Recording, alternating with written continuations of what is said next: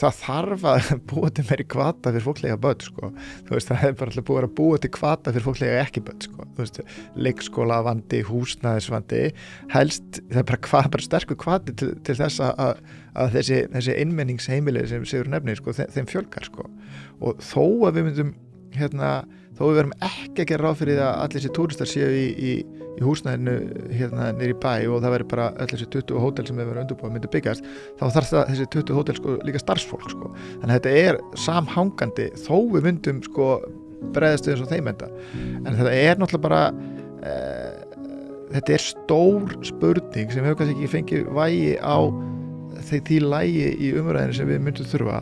Það að segja hvaða húsnæðismarkað ertu að teikna upp og hvaða samfélagsgerð ertu að teikna upp sem á að vera mætt. Við höfum verið á þessum samgönguvagni, við höfum að reyna að minnka útblástur, færri bíla, borgarlínu og allt þetta.